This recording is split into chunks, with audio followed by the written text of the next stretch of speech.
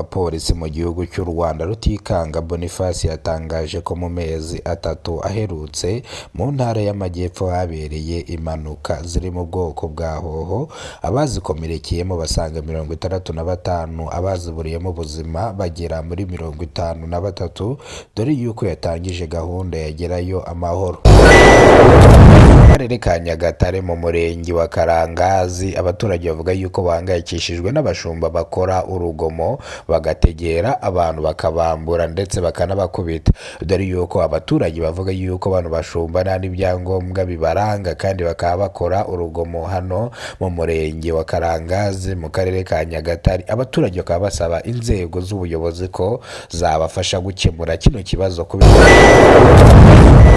Akarere ka Rulindo mu murenge wa Kinzuzi, abaturage bahangayikishijwe n'abana bari kuva mu mashuri bakajya gucuruza amabuye y'agaciro mu buryo butemewe n'amategeko, dore yuko abaturage bavuga yuko bahangayikishijwe n'ejo hazaza ha bano bana bari kwishora mu bucuruzi bw'amabuye y'agaciro. Bakaba bari gusaba ko aba bana bafatwa bagasubizwa mu ishuri hakiri kare.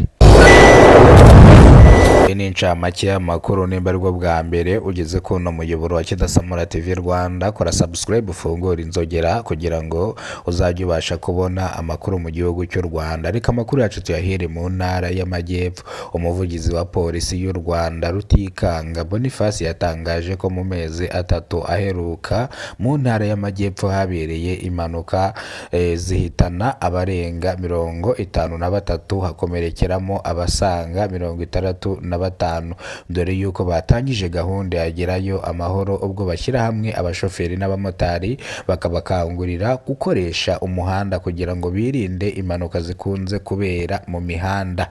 Reka amakuru yacu tuyerekeze mu karere ka Nyagatare mu murenge wa Karangazi.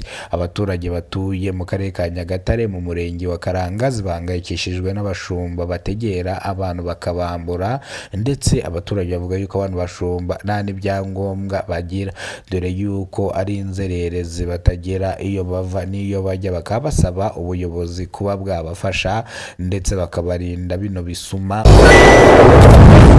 Reka amakuru yacu tuyerekeze mu karere ka Nyagatare mu murenge wa Karangazi. Abaturage batuye mu karere ka Nyagatare mu murenge wa Karangazi bavuga yuko bahangayikishijwe n'abashumba bakunze gukora urugomo hano mu murenge wa Karangazi, dore yuko bategera abantu bakabambura ibyo bafite bakanabakubita. Abaturage bavuga yuko abantu bashumba nta byangombwa bibaranga bafite, bagerageza kubarega ku bayobozi b'imikuru y'imidugudu ntibabyiteho, dore yuko n'abanyerondo baheruka kubafata bakabafungira ku kagari bugacya babarekuye. Abaturage bakaba basaba inzego zo hejuru yuko zabafasha gukemura kino kibazo kibahangayikishije, dore yuko zino soresore zigiye kuzabasiga iheruheru nta kintu na kimwe bafite. Reka amakuru yacu tuyerekeze mu karere ka Rulindo mu murenge wa Kinzuzi. Abaturage batuye mu karere ka Rulindo mu murenge wa Kinzuzi bahangayikishijwe n'abana bari kuva mu ishuri bakishora mu bucuruzi bw'amabuye y'agaciro butemewe n'amategeko, dore yuko abaturage bavuga ko bahangayikishijwe n'abano bana bari kuva mu mashuri bakishora mu bucuruzi bw'amabuye y'agaciro, dore yuko banabikora bitemewe n'amategeko. Bakaba basaba ubuyobozi gufata abano bana bakabasubiza mu ishuri, dore yuko ababyeyi babo bataba babyitayeho bemerera bano bana kujya gucuruza amabuye y'agaciro mu buryo butemewe n'amategeko. Abaturage bakaba bahangayikishijwe n'ejo hazaza ha bano bana. Reka amakuru yacu tuyasubikire hano, nimba aribwo bwa mbere ugeze kuno muyoboro wa Kidasamura TV Rwanda, kora subscribe ufungura inzogera kugira ngo uzajye ubasha kubona amakuru mu gihugu cy'u Rwanda kandi yizewe. Nimba arimo mubana mwana makuru, nitwa Kidasamura, urw'inkorogoto bakora rugakonkoma. Imana ibarinde ibahereze umugisha, ubuzima buzira umuze, turabakunda cyane.